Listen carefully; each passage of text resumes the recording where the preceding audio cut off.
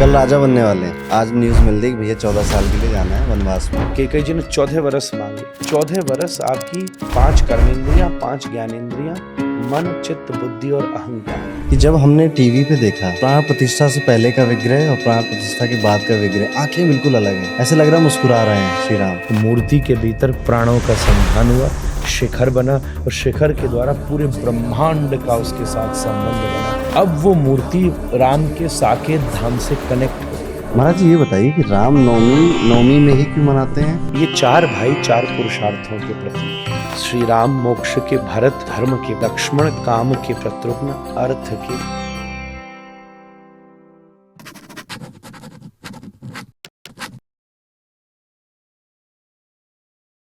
महाराज जी अरुण पंडित show में एक बार फिर से आपका बहुत बहुत स्वागत है। क्या बात है, बहुत फिर से आपको राधे राधे। राधे राधे। लेकिन आज हम करेंगे जय श्री राम की बातें। जय श्री राम, जय सिया राम। जय सिया राम। महाराज जी ये बताइए, आप रामनवमी आने वाली है तो हमें अपने घर में रामलला की कैसे पूजा करनी चाहिए? रामनवमी के दिन सबसे पहले राम जी का जन्म हुआ है, तो हम लोग भय प्रगट कृपाला दीन दयाला कौशल्या हितकारी हर्षित महतारी मुनि मनहारी। ये सुंदर जो राम जन्म की मानस में चौपाई है, आप इसका कीर्तन कीजिए। सबसे पहले इनकी उपासना कीजिए। वेद शास्त्रों के अनुसार चाहे जन्माष्टमी हो, रामनवमी हो, इस प्रकार जब देवता के, प्रभु के जन्म का उत्सव होता है तो वहाँ अभिषेक करने की विधा कही गई है। तो हमारे घर में जो भगवान का स्वरूप है उसको हम पंचामृत से अभिषेक करें। दूध, दही, घी, शहद और बूरा, इनको पंचामृत कहा। ये अमृत हैं, ये 5 जब मिल जाते हैं तो अमृत हो जाते हैं। अमृत कहने का मतलब हमारे पूरे शरीर में जो हमारी आत्मा है वही तो अमृत है ना। तो 5 चीजें हमारी आत्मा को पोषित करती हैं। तो आप प्रभु का सवेरे सवेरे ठीक 12 बजे के आसपास, दिन में 12 बजे राम जी प्रकट हुए, तो 12 बजे प्रभु का सुंदर अभिषेक कीजिए। बाई चांस उस दिन अगर आपको ऑफिस जाना है, किसी जॉब में जाना है, काम पर जाना है, वैसे तो छुट्टी है, फिर भी सवेरे के समय पर फिर आप इस कृत्य को कीजिए। भगवान का सुंदर अभिषेक कीजिए। उनको माखन मिश्री पंजीरी का भोग लगाइए। उनको बढ़िया सुंदर भाव से सुंदर श्रृंगार कीजिए। आप बढ़िया सुंदर उनकी आरती कीजिए। बढ़िया उनके प्रिय वस्तुओं को भोग लगाइए। जैसे बर्थडे का, बच्चे का जन्मदिन मनाते हैं, जो उसको अच्छा लगता है वो सब करते हैं, कई बार अपनी रुचि से ऊपर उठकर करते। ऐसे ये तो रही पूजा। और मैं आपको एक और बात कहूँ भैया, अगर रामनवमी अच्छे से मनाना चाहते हैं तो उस दिन ये सब करने के बाद प्रॉमिस कीजिए कि आज मैं सत्य बोलूँगा, तो रामनवमी जबरदस्त मनेगी। आज आप प्रॉमिस कीजिए कि कितनी भी बड़ी परिस्थिति आ जाएगी, मैं पूरा प्रयास करूँगा कि मेरे से किसी का हृदय नहीं दुखे। आज मैं एक और प्रयास करूँगा, किसी से दया की भीख नहीं मांगूंगा। आज मैं स्वयं बलित रहकर खुद, अगर ज़रूरत पड़ेगी वैल्यूज़ के लिए लॉन्ग रूट लेने की भी, तो मैं उसको स्वीकार करूँगा। आज मैं अपनी लाइफ की प्रॉब्लम्स को सेलिब्रेट करूँगा। राम जी लाइफ की प्रॉब्लम्स को सेलिब्रेट करते, इसलिए तो आज तक रामनवमी मनाई जा रही है। तो रामनवमी ऐसी मनाइए कम से कम आपकी लाइफ में तो राम जी का अंश मिले। जरूर अभिषेक कीजिए, पूजा कीजिए, आरती कीजिए, भोग लगाइए, भजन कीर्तन कीजिए, मानस का पाठ कीजिए। उसके साथ साथ ये भी रामचरित्र कैरेक्टर अपनी लाइफ में लाइए। आज मैं प्रॉमिस करता हूँ कि मैं सत्य बोलूँगा। उसके लिए मुझे कितना बड़ा चैलेंज उठाना पड़े। राम जी सत्यभाषी। और मेरे हिसाब से तो आज आप सेलिब्रेट कीजिए। सबकी लाइफ में कोई ना कोई प्रॉब्लम्स है, अपनी प्रॉब्लम्स को सेलिब्रेट कीजिए। उन प्रॉब्लम्स की वजह से आज हमारे साथ हम यहाँ तक पहुँचे। ये प्रॉब्लम कई बार सच में जगाने वाली हैं। इन महलों को वो बना पाए हैं जो कांटों से रास्ते निकाल पाए हैं। फूल धोखा है बस सुलाता है, रहमत तो कांटे हैं जो जगाती हैं। क्या बात। रामनवमी के दिन सबसे पहले पूजा वूजा के साथ साथ राम जी के कुछ स्वभाव हैं। क्या? सबसे पहले उठ के उस दिन रोज करते हो, वेरी गुड, आज माता पिता को प्रणाम कीजिए। और गुरु जी को प्रणाम कीजिए, आपके टीचर, आपके मेंटर, उन्हें आप, अच्छा कोई कहते हैं हम तो रोज ही प्रणाम करते हैं, तो अगर आप रोज राम राम जी करते हैं तो उस दिन पैर छूजिए। अगर आप पैर छूते हैं तो जमीन पर माथा रखकर प्रणाम कीजिए। अगर आप पंचांग प्रणाम करते हैं तो उस दिन साष्टांग प्रणाम करिए। माता को कीजिए, पिताजी को कीजिए, गुरु को कीजिए। मात पिता गुरु नाभहि माथा, राम जी सबसे पहला काम यही करते हैं। तो रामनवमी मनानी है गजब, तो सबसे पहले माता पिता गुरु को प्रणाम कीजिए। मुझे ऐसा लगता है कि आप उस दिन बढ़िया सुंदर एक पेड़ लगाइए, अच्छा वृक्ष लगाइए, प्रकृति का पोषण कीजिए। राम जी वनवासी हैं, तो राम जी को पसंद करना है, वो वन में रहना पसंद करते हैं, तो आपके घर के आंगन में कोई सुंदर आप पेड़ को लगाइए, घास को लगाइए। आप उस दिन राम जी पशु पक्षी इन सब के बीच में रहें, तो मुझे लगता है उस दिन गौशाला में किसी गैया को खिलाइए। आप उस दिन जाके किसी पक्षी को सुंदर जल दीजिए, तब आप गरुण का स्मरण करें, संपाति का स्मरण करें। आप ये सब कार्य रामनवमी पे करने योग्य हैं। विप्रधेनु सुर संत हित लीन मनुज अवतार। मेरे को एक बहुत आपको गजब की चीज कहनी है कि रामनवमी के दिन जरूर जो आपकी लाइफ में हेल्पफुल कोई ऐसा व्यक्ति रहा हो, जिसने कभी जीवन में आपके लिए कुछ अच्छा किया हो हार्ड टाइम में, उसको थैंक यू जरूर कीजिएगा उस दिन। विशेष, नॉट जस्ट मैसेज, फ़ोन करके, वो बिजी हो तो टाइम लेके कि आज मुझे रात तक भी 1 मिनट टाइम दे दीजिए, आज रामनवमी का दिन है, राम जी कृतज्ञता ज्ञापन करना जानते हैं, इसलिए मैं आज उनके दिन आपको थैंक यू बोलता हूँ। आप राम जैसे मेरे जीवन में आए, आपके ऊपर राम जी की कृपा बरसती रहे। ये सब राम को नचा देता है, मजा दे देता है। ये सब चीजें राम जी को निहाल कर देती है। वाह, मैंने जो किया उससे जनता ने कुछ सीखा, उससे भक्तों ने कुछ सीखा, उससे भारत ने कुछ सीखा, उससे भारत इस आदर्श को स्थापित कर सका। महाराज जी ये बताइए कि राम नवमी नवमी में ही क्यों मनाते हैं और कृष्ण अष्टमी अष्टमी में क्यों मनाते हैं? ये अंक विज्ञान भी है इसके पीछे। अंक में 9वां अंक पूर्णांक होता है, हम जानते, प्रसिद्ध बात है। 9 के पहाड़े में 9 दूनी 18, 8 और 1 9 होता है। तो ऐसे प्रकार की हजारों व्याख्याएं की गई हैं। 9वां अंक पूर्ण अंक है, 9 देवी हैं, 9 शक्ति हैं, नवद्वार हैं, नवग्रह हैं, बहुत कुछ 9 है। बल्कि अभी हम लोग जो संवाद कर रहे थे तो ये चीज़ अच्छी आ गई, 4,32,000 वर्ष का कलयुग है, तो 4, 3 और 2 मिलाओ तो 9 हो जाता है। ऐसे बहुत सारी चीज़ें 9 के साथ खड़ी हैं। मैं और दृष्टि से देखूं तो 9 एक जैसा होता है, एक सीधा रहता है, 9 के सीधे में ऊपर कुछ घुमाव रहता है। तो 1 को और विस्तृत कर लो तो 9 होता है। संख्या 1 से 9 तक ही होती है।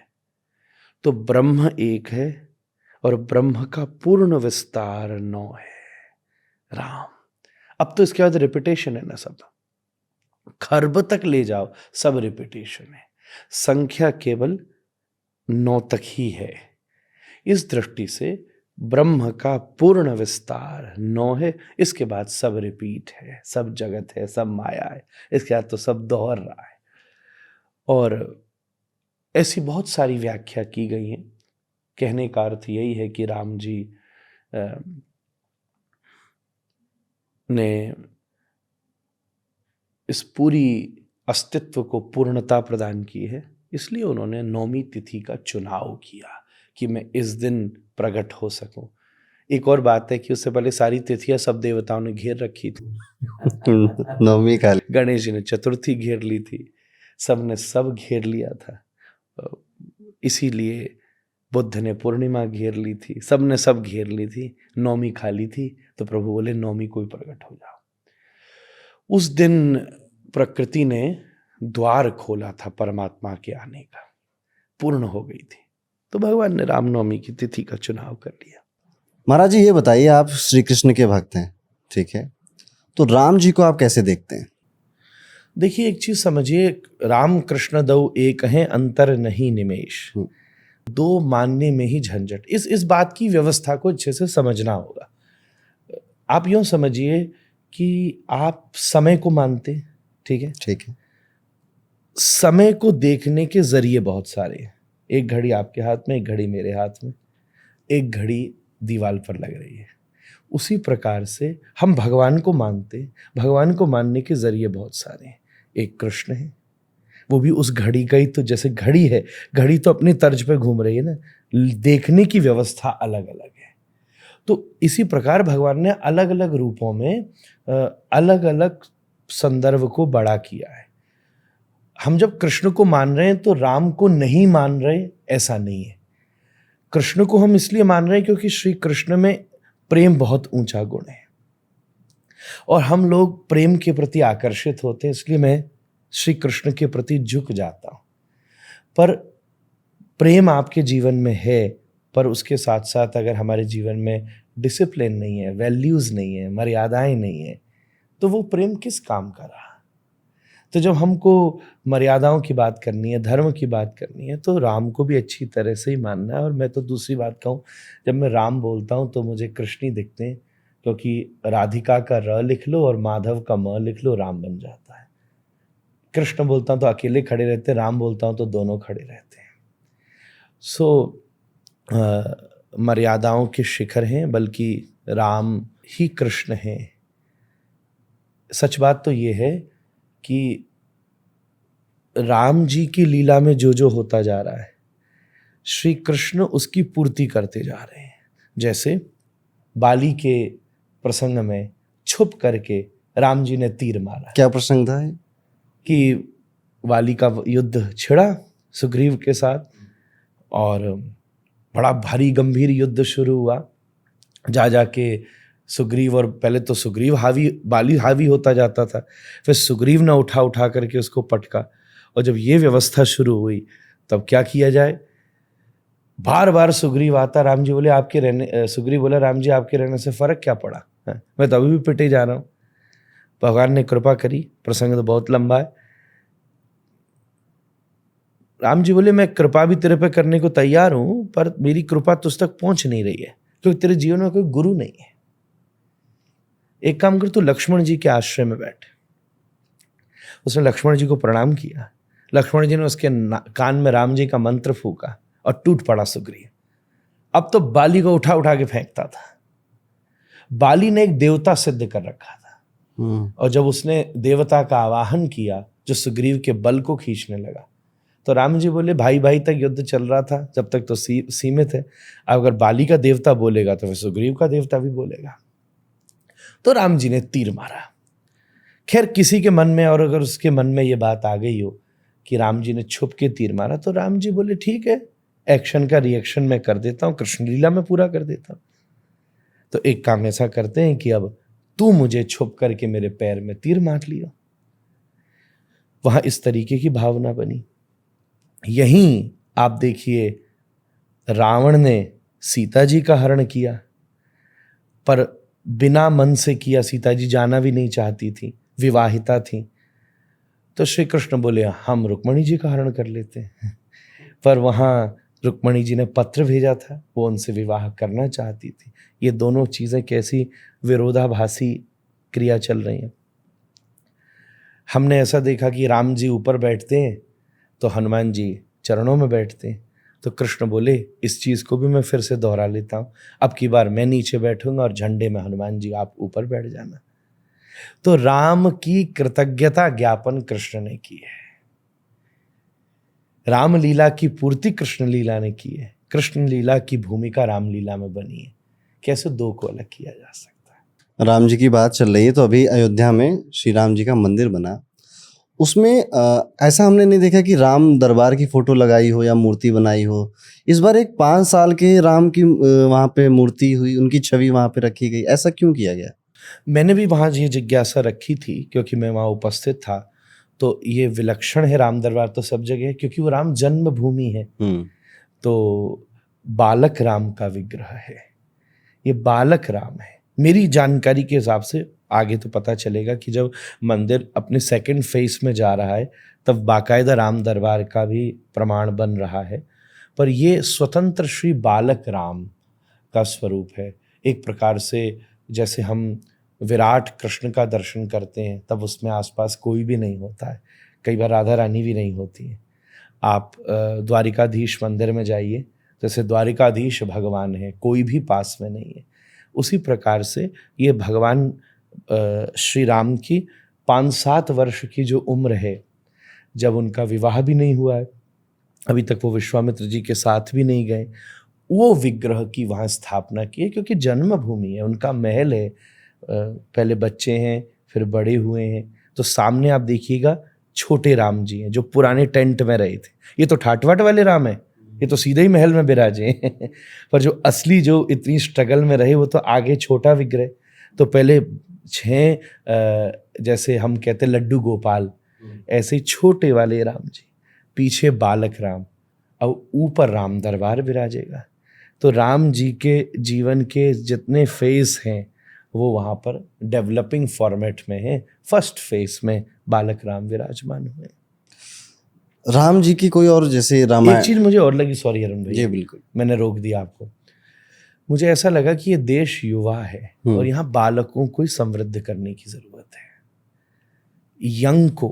यंग खास अभी फैमिली बनने से भी पहले वाली जो स्टेज है ना, सेंसिटिव स्टेज, जिसको हम टीन एज बोलते हैं, प्री टीन एज बोलते हैं, 6-7 साल 8 साल के बच्चे से लेकर जो ये 17-18 साल की एज है, मैंने भी देखी है, आपने भी देखी है, वो सबसे ज़्यादा, बहुत ज़्यादा हिलने वाली एज है। बनता भी है आदमी, बिगड़ता भी है, सीखता भी है, समझता भी है। टेंडर, अंग्रेजी में बोलते हैं, बड़ी टेंडर एज है, बड़ी जैसे कोमल सी आयु है।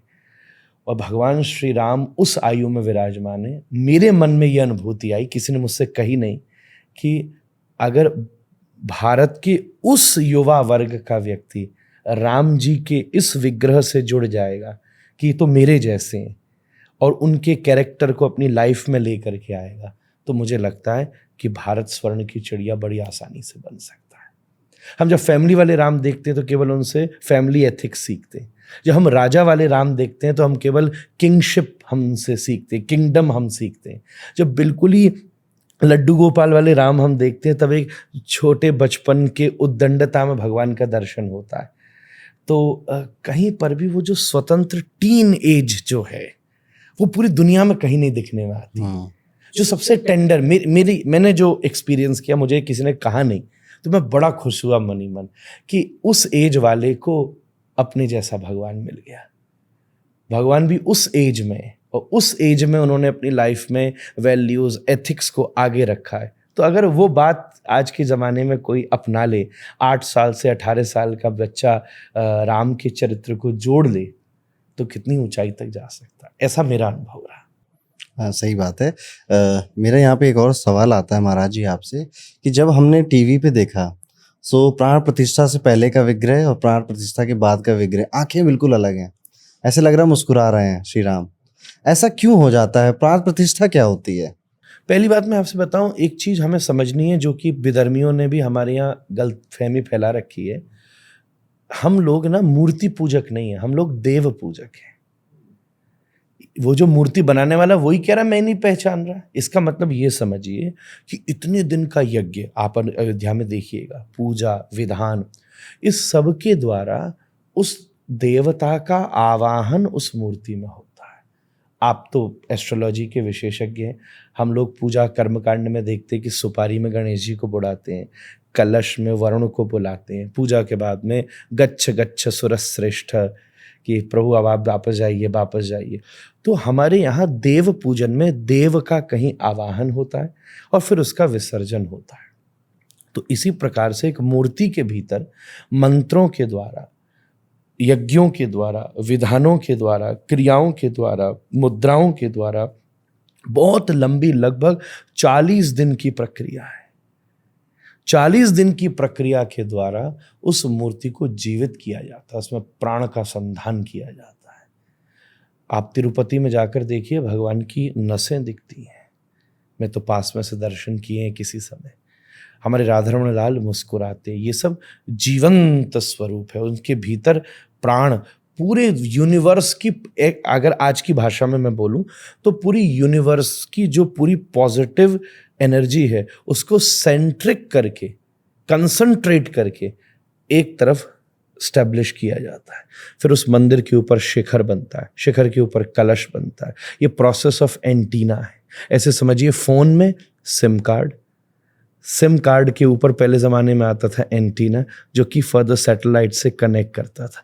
तो एक मूर्ति के भीतर प्राणों का संधान हुआ, शिखर बना, और शिखर के द्वारा पूरे ब्रह्मांड का उसके साथ संबंध बना, जिससे वो दिव्य ऊर्जा, मतलब अब वो मूर्ति राम के साकेत धाम से कनेक्ट हो गई। और राम जी जो साकेत धाम में बैठे, उन्होंने अपनी ऊर्जा को, जैसे सूरज की किरण से कमल खिल जाता है, ऐसे इस मूर्ति को बिल्कुल प्रकाशित कर दिया। मतलब इस माध्यम से अब श्री राम तक सीधा संबंध हो रहा है, संपर्क हो रहा है। जैसे पोस्ट बॉक्स में लेटर डालो, क्योंकि ये पोस्ट ऑफिस से जुड़ा है, तो आपका लेटर चला जाएगा। एक मूर्ति अब सीधी राम से जुड़ गई है। ये राम की प्रतिष्ठा हुई है, उसकी प्रतिष्ठा हो गई, आपकी भावना राम तक पहुंचेगी और उस माध्यम से राम की कृपा हमारे जीवन में आएगी। ये विधान है। पहले समय में तो हमने यहां तक सुना है, नाक के पास रखा हुआ धान उड़ जाता था जब प्राणों का संचार होता था, सांस आती थी, शीशा टूट जाता था, ऐसा भी। हाँ, वो भी कई बार सुनने, फिर तो कई लोगों ने उसको खेल से ही बना लिया। इतना आसान भी नहीं है। और शीशा टूट जाता था क्योंकि प्रतिबिंब होता था उसमें। नाक से पास में रखा धान उड़ जाता था, मूर्ति सजीवित हो जाती थी, और फिर उसका ध्यान नहीं रखा जाए तो फिर उसमें से देवता चला भी जाता था। ये तक भी व्यवस्थाएं, और उसको बहुत अच्छे से ध्यान रखा जाए तो धीरे धीरे तो यहाँ तक बात बढ़ती है ना कि मूर्तियां बोलने लग जाती हैं। इतनी ऊर्जा का उसमें संविधान हो जाता है। नाथ द्वारा में श्रीनाथ जी बैठे हैं, वो स्वयं कह रहे हैं कि अब मुझे ले चलो, अब उदयपुर की तरफ ले चलो। हम लोग कहानियाँ सुनते हैं कि नामदेव जी के साथ विट्ठलनाथ जी बातचीत कर रहे हैं, श्रीनाथ जी वल्लभाचार्य जी के साथ बातचीत कर रहे हैं। यहाँ तक कनेक्ट हो जाता है, यहाँ तक। जैसे एक जानवर है, मैं तो ये बात एग्जाम्पल दूं, हम आप उससे कनेक्ट नहीं कर पाएंगे, पर जो रोज ध्यान रख रहा है, वो तो एक पशु तक से कनेक्ट हो जाता है कि ये मांग रहा है, इस समय ये खाने को मांग रहा है, ये समय इरिटेट हो रहा है। जैसे एक माँ बच्चे से कनेक्ट हो जाए, बच्चा रोए, हम माता मारते रहेंगे, समझ में ही नहीं आएगा, और माँ को पकड़ लेगी कि इस समय इसके सिर में खाज हो रही है बार बार, या ये भूखा है, या ये सोना मांग रहा है। तो ये इमोशनल कनेक्ट है ना। तो जब एक मूर्ति के साथ भी ईश्वर का इतना संबंध हो जाता है तो मूर्ति तो निर्देशित करने लगती है। राधा रमण जी गोपाल भट्टी जी से बोलते हैं, आज मुझे खाने के लिए ये दीजिए, आज मैं ये खाना चाहता हूँ। ऐसे सूरदास जी चलते, भगवान संग घूमते। सूरदास जी जब चलते तो डंडा टेक के नहीं, सीधा करके चलते हैं। लोगों ने पूछा, अंधे आदमी को तो डंडा टेकना चाहिए। बोले, जब मैं चलने का सोचता हूँ, ठाकुर जी आके मेरा डंडा पकड़ लेते हैं, कहाँ चलना है बताओ। यहां तक स्थिति आगे पहुंच जाती है। अगर हम अपनी पवित्रता रखें तो यहां तक बात ले जा सकते हैं। हम अपने घर में अपने जो विग्रह हैं, पूजा घर बनाते हैं, उसमें ये पवित्रता ला सकते हैं? क्यों नहीं ला सकते? क्या प्रोसेस होगा फिर? घर में भी भगवान जीवित हो सकता है, क्यों नहीं हो सकता? सीधी बात ऐसी है कि सबसे पहला सिंपल आपको बात कहूं, मंदिर में भगवान की जो मूर्ति आप रखें उसको परिवार का सदस्य मान के चले। सबसे सिंपल एंड ईजी। जैसे घर में रहने वाले प्रत्येक व्यक्ति की हम कदर करते हैं, उसकी ज़रूरतों की पूर्ति करते हैं, उसके लिए समय देते हैं, ऐसे ही आप घर में विराजमान ठाकुर जी का भी सेवा करिए, उनका भोग करिए, ध्यान करिए, आरती कीजिए, सेवा कीजिए। जब बच्चे का जन्मदिन होता है उनका भी जन्मदिन कीजिए, मनाइए, भाव करिए। प्रेम ते प्रगट होई में जाना, तुलसीदास जी ने उपाय बताया है। मंदिर में भी नहीं मिलेगा कई बार भगवान, तो मंदिर में भी घूम के आओ, पूछो मंदिर में कौन था, बोले Mrs Gupta, Mrs Sharma, Mrs Pandit थी, मिसेस गोस्वामी थी, मिसेस राम, मिसेस कृष्ण से तो कोई मिल ही नहीं पाया। तो हरि व्यापक सर्वत्र समान, हरि सर्वत्र समान व्याप्त। इससे रेवोल्यूशनरी चौपाई मैंने कहीं नहीं पढ़ी। उन्होंने कहा समाना, बात ही खत्म हो गई। बाजार में जितना, मंदिर में उतना, बराबर। हरि व्यापक सर्वत्र समाना, पर प्रेम ते प्रगट होई में जाना। प्रेम होते ही प्रभु प्रकट हो जाता है। तो ये तो इमोशनल बात हुई, पर आपको बिल्कुल पर्टिकुलर बात कहूँ, घर में जो आपके, अगर आप भगवान कृष्ण की, भगवान राम की सेवा करते तो कम से कम हमें उन्हें 3 समय भोग धरना चाहिए। कम से कम हमें उन्हें सुबह और संध्या के समय उनकी आरती करनी चाहिए, रात्रि के समय मंदिर को शयन कराना चाहिए, सुबह उठाना चाहिए। और एक छोटा उपाय और, कि जब घर से जाएं भगवान को कहकर जाएं, जब घर में वापस आएं बता दें कि मैं वापस आ गया हूँ। ये 5-7 क्रिया प्रक्रिया भी शुरू कर दें तो मुझे लगता है कि बड़े बड़े हिमालयों के ऊपर यात्रा करके मंदिरों में जो शांति का अनुभव होता है, उन्हें वो शांति अपने घरों में भी अनुभव में आ सकती है। जैसे कुछ लोग अपना घर बदलते हैं, फ्लैट में रहते हैं, आज यहाँ रेंट पे रह रहे हैं, कल कहीं और रह रहे हैं, या नौकरी बदल गई तो इधर उधर बदल गए, तो अपने घर के मंदिर को साथ में लेकर जाना चाहिए, और अगर हाँ तो क्या प्रोसेस होना चाहिए? देखिए, 2 प्रकार की चीज़ें हैं, क्योंकि अगर जो टेम्परेरी लोग रहते हैं वो एक होती है मूर्ति स्थापना, एक होती है प्रतिष्ठा। जब कोई प्रतिष्ठा मूर्ति हो जाती है तो ऐसे लोगों को, प्रतिष्ठा तो अचल हो जाती है जो हिले भी नहीं, उन लोगों को उससे बचना चाहिए। और निश्चित रूप से आप जैसे कहीं भी जा रहे हैं तो आप भगवान को सबसे पहले निवेदन कीजिए, अब आप मेरी तरफ चल रहे हैं तो दूसरी जगह चलिए। एक ऐसा साधन बनाइए जिसमें भगवान को शयन कराइए, मतलब लिटाइए, ढक दीजिए उतनी देर के लिए भगवान शयन हो गए, और शयन होने के बाद में हम दूसरे स्थान पर ले जाएं। मानिए उस दूसरे स्थान के क्रम में 1-2 दिन के सफ़र आ रहे हैं, तो उस बीच में हम उन शयनस्थ भगवान की ही सेवा कर लें, वहीं उसकी अंदर में बाहर में भोग धर लें, उसी की आरती कर लें। मानिए हम ट्रेन आदि की यात्राओं में ये भी नहीं कर सकते, तो मन से एक क्षण के लिए उस सेवा को कर लें, और करने के बाद में दूसरी जगह जाके पवित्रता से हम भगवान के मंदिर को फिर से विराजमान कर लें। और स्टूडेंट लाइफ वाले लोग, बहुत ज़्यादा समय समय पर बदलने वाले लोगों से मेरी प्रार्थना है कि आप भगवान के चित्रपट की सेवा करें, फोटो फ्रेम की। वो भी एक ही बात है, मेरी बड़ी बात मन की है। मेरे मूल भगवान तो राधा रमण लाल हैं, तो मेरे सब श्रोता ये बात जानते हैं। मेरी भी व्यासपीठ पे कभी आप अरुण भैया देखेंगे तो सामने एक चांदी के फ्रेम में ठाकुर जी रहते हैं। तो मैं भी खुद ही चित्रपट की, मैं बंजारा आदमी, आज सुबह यहाँ, शाम को यहाँ, कल यहाँ, तो मैं खुद उस चित्रपट की भावना से सेवा करता हूँ। भगवान की एक मूर्ति होती है जिसको हम बोलते हैं धातु की मूर्ति, जिसमें सोना, चांदी, अष्टधातु, ये सब चीज़ें। दूसरे प्रकार की मूर्ति होती है भगवान की जिसको बोलते हैं हम लकड़ी की, जैसे जगन्नाथ भगवान का स्वरूप भी ऐसा ही है। तीसरी मूर्ति होती है भगवान की पाषाण की, पत्थर की बनती है। चौथी प्रकार की मूर्ति होती है मिट्टी की, जैसे कई बार रुद्राभिषेक में जब पार्थिव शिवलिंग का अभिषेक लोग करते हैं तो मिट्टी के ही भोलेनाथ बना लेते हैं, बाद में विसर्जित कर देते हैं, तो मिट्टी से निर्मित। और 5वें प्रकार की मूर्ति होती है चित्र विग्रह, बढ़िया सुंदर चित्र बना के उसी प्रकार की भावना करके। हमें कई बार एक और चीज़ हो जाती है ना कि घर में भगवान है और आप 2 ही दिन के लिए कहीं जा रहे हैं, क्या करें उनका, क्या संग लेकर जाएं?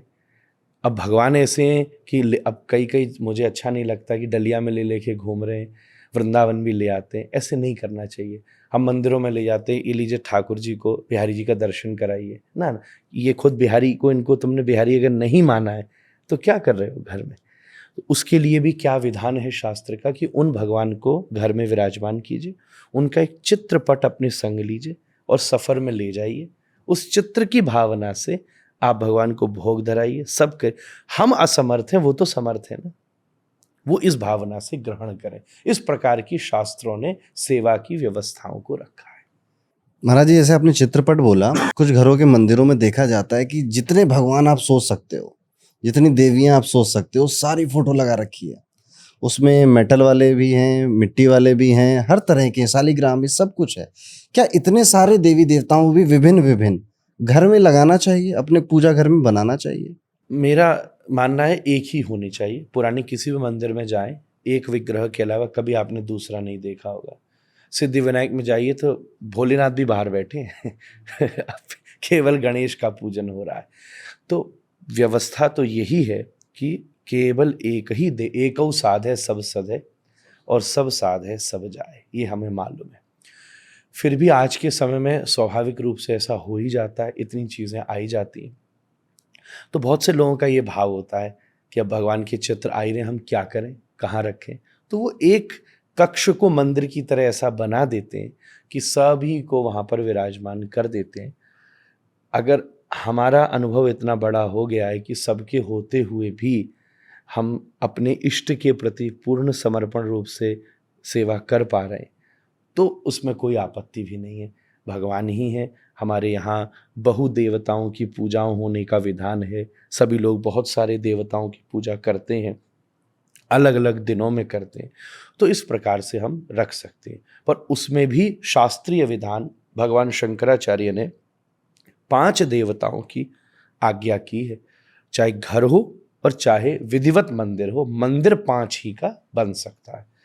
एक गणेश का और गणेश जी के जितने स्वरूप हैं उनका, दूसरा देवी का, उनके जितने स्वरूप हैं 9 देवियों के उनका, तीसरा शिव का, जितने रुद्र हैं वो, चौथा विष्णु का, उनके जितने 24 अवतार हैं वो, और 5वां सूर्य का। सूर्य क्योंकि प्रत्यक्ष हैं तो आप सामने उनका रोज दर्शन कर सकते हैं, इसलिए विशेष रूप से उनके मंदिरों का विधान नहीं होता। मंदिर 5 ही के बनते। पूजा हम सभी की करते हैं।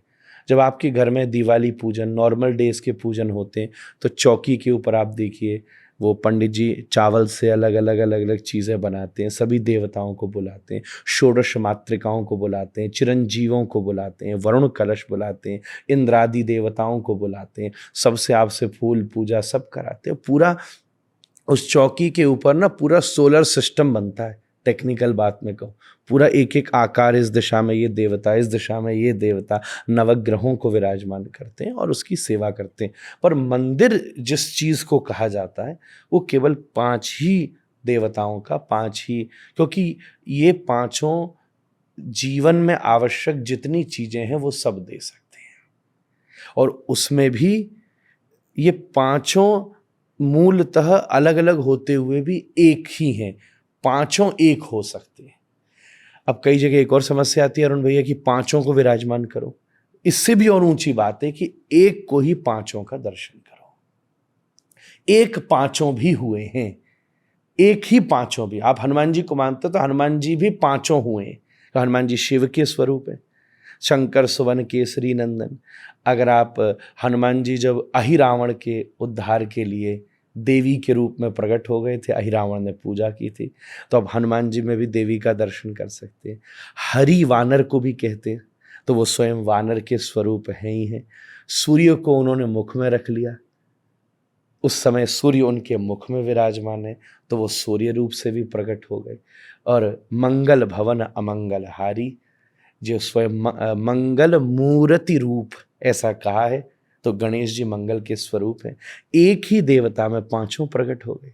हम अगर श्री कृष्ण की पूजा करते हैं तो श्री कृष्ण भी 5 के रूप में प्रकट हो जाते हैं। मंगलम भगवान विष्णु मंगलम गरुड़ध्वज, श्री कृष्ण मंगल के स्वरूप बन गए।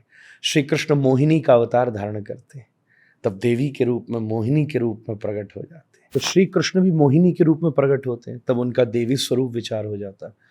गोवा के पास बहुत ज़बरदस्त कांडकोण दक्षिण गोवा में मंदिर है। लोग गोवा बहुत सारे रीजंस के लिए जाते हैं, वहाँ जाके दर्शन करें। भागवत में मोहिनी की स्तुति आती है कि काम पूरम नतोस्मि, सारी कामनाओं को पूरा करने वाली, जो अमृत का वितरण करने वाली, जीवन में कॉन्शियसनेस अमृतत्व देने वाली, तो वो मोहिनी है। कृष्ण भी मोहिनी के रूप में प्रकट होते हैं। तो हर एक स्वरूप हर रूपों में प्रकट, ये 5 इंटरचेंज हो जाते हैं अपनी अपनी शक्ति से। तो इन 5 देवताओं की आप घर में भी बनाइए, एक इष्ट को विराजमान करके उसके ऊपर पूर्ण रूप से समर्पित हो जाइए। यही हमारी, बस एक ध्यान रखिएगा, जिसको विराजमान करें उसके पास 2 चीज़ें होनी चाहिए। आजकल क्योंकि बहुत सारे नई नई चीज़ें भी आ रही हैं, बहुत सारे देवता या सिद्ध लोग या नई नई चीज़ें आपको दुनिया की सारी चीज़ें दे सकते होंगे, पर मोक्ष दे सकते हैं कि नहीं? आप जिसकी पूजा कर रहे हैं वो ये दोनों चीज़ों में, इहलोक और परलोक, ये 2 चीज़ दे सकता हो, तभी वो वेद उसको पूज्य कहता है।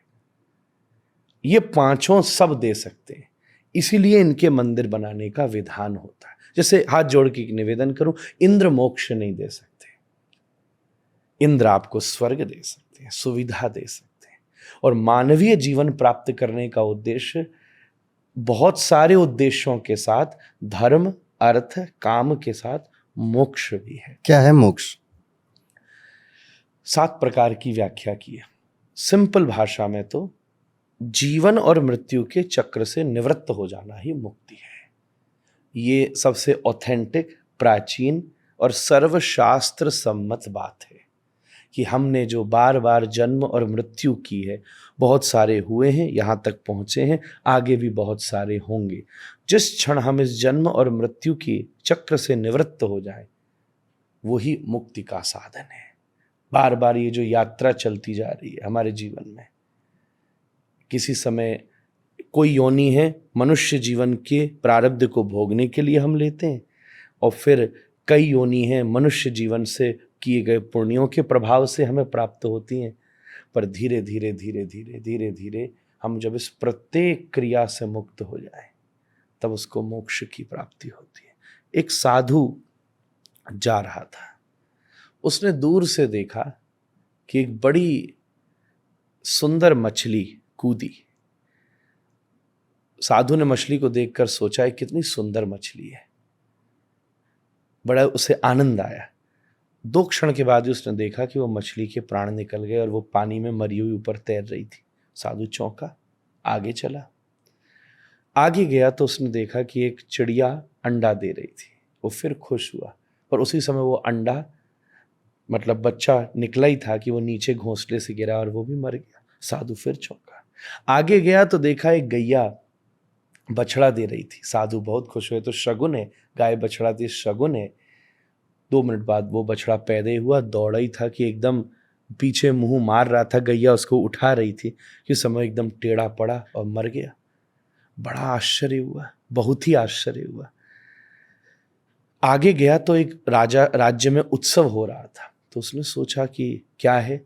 पता चला कि राजा के यहाँ एक बेटा हुआ है। तो उसने कहा मैं वहां जाऊं। फिर मन में घबराहट हुई कि 3 तो मेरी वजह से मर गए, राजा का बेटा और मरा तो फिर तो सूली पर ही ना चढ़ा दिया जाऊं। ऐसा सोच के वहां नहीं गया, पर साधु सेवी था राजा, उसने खबर भिजवाई कि संत आइए मेरे बच्चे को आशीर्वाद दीजिए। दूतों ने आकर प्रार्थना की तो साधु मना ना कर सका, सीधा पहुंचा राजा के यहाँ। उसी समय राजा ने उठा के बच्चे को गोदी में रख दिया। गोदी में जैसे उसने लिया, 2 खुश हुआ और बच्चे ने बोलना शुरू किया। मैं जानता हूं आपके मन में क्या ऊहापोह है। वो मछली भी मैं था, वो चूजा भी मैं था, वो बछड़ा भी मैं था। आपने मुझ पर ऐसी कृपा करी है, आपने मुझ पर मेरे कर्मों को काटा है। पहले मछली बनकर मैं पानी में डूबा रहता, आपने कृपा करी तो मैं उस योनि में गया जो हवाओं में उड़ती। फिर आपने कृपा करी तो मैं उस योनि में गया कि पूज्य गैया का वंशज हो गया, पर उसके बाद भी खेतों में मेहनत करता और गोबर में सना रहता। आपने कृपा करी तो राजा का बेटा होकर के पैदा हो गया। इतना बोलने के बाद उसने अपने पिता को आज्ञा प्रार्थना की कि ये मुझ पर कृपा करने आए, और उसने शरीर छोड़ दिया, देवताओं का रूप लेके प्रकट हुआ। आज आपने कृपा कर दी तो मैं मोक्ष को प्राप्त करके अपने मूल तत्व में वापस विलीन हो रहा हूँ। जन्म मृत्यु की क्रिया इस प्रकार से चलती रहती है। बार बार 84 लाख योनियों में व्यक्ति इधर से उधर घूमता रहता है। जिस क्षण वो जन्म मृत्यु की क्रिया से मुक्त हो जाए, उसी को मोक्ष कहा गया है। सामान्य रूप से व्याख्या यही है। और मैं अगर गंभीरता वाली बात कहूं तो मेरा ऐसा मानना है कि अभिमान की निवृत्ति मुक्ति है। द्विपदे बंध मोक्षाय सत्यम सत्यम वदाम्यहम ममेति बध्यते जीव न ममेति विमुच्यते। जिस दिन आपके जीवन में से अभिमान की निवृत्ति हो जाएगी, आप परम मुक्त हो जाएंगे। उससे बड़ी मुक्ति का आनंद दूसरा नहीं हो सकता। परम मुक्त हैं अगर आपके भीतर अभिमान नहीं है तो इस प्रकार मुक्ति सालोक्य एक मुक्ति होती है कि जिस ईश्वर की आपने पूजा की है उसके लोक को पा लेना। गोलोकवासी, साकेत, ये शब्द सुने होंगे ना आपने। कोई मर जाता तो हम कहते हैं स्वर्गवासी, स्वर्गीय, कितना कॉमन चीज है, स्वर्गीय। इसको कहते हैं सालोक्य मुक्ति। फिर एक मुक्ति होती है सारूप्य मुक्ति। जैसे कभी कभी कहानियां आती हैं कि इस तरीके से 4 भुजा कोई पार्षद देवताओं का रूप उसने धारण कर लिया, वो देवताओं के रूप को पा गया। एक होता है सामीप्य, ईश्वर की समीपता पा लेना। इसी में एक शब्द आपने सुना होगा, ब्रह्मलीन हो गए। ये स्वामी जी ब्रह्मलीन हो गए, इसका मतलब आत्मा परमात्मा में लीन हो गई। वो नदी, वो बूंद जहां से निकली थी वो फिर से मिल गई। तो आत्मा में रहना बंधन है, परमात्मा में रहना मुक्ति। महाराज जी, आपने मृत्यु की बात करी, ऐसे एक बड़ी कॉमन सी चीज देखी थी, ऐसे मन में सवाल आ रहा है। कुछ लोग मृत्यु जब हो जाती है तो आंखें खुली रह जाती हैं, किसी का मुंह खुला रह जाता है, किसी का मलमूत्र के स्थान से मल निकल जाता है। इन सब का क्या अलग अलग मतलब है कि ये अच्छा आदमी था, ये बुरा आदमी था, इसे स्वर्ग मिलेगा, इसे नर्क मिलेगा? देखिए, हमारे भीतर प्राण है, प्राण हमारे मूलाधार चक्र में है, और जब शरीर से कुछ निकलता है तो प्राण ही तो निकलते हैं। लीवर तो वही है, किडनी तो वही है, सब तो वही है। जब मर गया, ये चले गए भैया, आप चले गए, चले गए। कहाँ क्या चला गया? शरीर तो यहीं पड़ा है, मुंह भी यही है, जीभ भी यही है, जिस चीज को आप देखकर प्यार करते थे वो भी यही है, हार्ट भी यही है, लीवर भी यही, किडनी भी यही, बोन भी है, एवरीथिंग इज हियर। जो लाइफ नाम की चीज थी, जिसको हम प्राण कहते हैं, वो निकल जाती है। योगी क्या करता है? साधना करते अपने प्राणों की ऊर्जा को ऊपर बढ़ाता है, बढ़ाता जाता है, सेलिवेसी करके, ब्रह्मचर्य रहकर, चीज़ों को विकसित करके, धीरे धीरे धीरे धीरे। आप एक चीज़ देखिए, व्यक्ति के वीर्य में प्राण है ना, अगर वीर्य और रज में प्राण नहीं होते तो वो दोनों मिलकर के एक प्राणी का निर्माण कैसे कर देते? धीरे धीरे आपका निर्माण भी उसी से हुआ है, आप उसी के द्वारा निर्माण भी कर रहे हैं। धीरे धीरे धीरे धीरे आपकी प्राण ऊर्जा आपकी चेतना में धीरे धीरे ऊपर घूमती रहती है। हमारी प्राण ऊर्जा केवल काम में ही स्थित है। तो जिसके प्राण अधोगति से निकलते हैं, उसका मलमूत्र निकल जाता है। कोई व्यक्ति कुछ कहना चाहता था, चेतना थी उसकी, उससे श्रेष्ठ है कि जब मुख से निकल जाते हैं, उससे और श्रेष्ठ है नासिका से निकल जाते हैं। पर सबसे श्रेष्ठ पता है क्या है? हमारे सिर के बीच में एक छिद्र है जिसको हम बोलते हैं ब्रह्मरंध्र। बच्चे का कहते हैं यहाँ से हिस्सा कोमल है।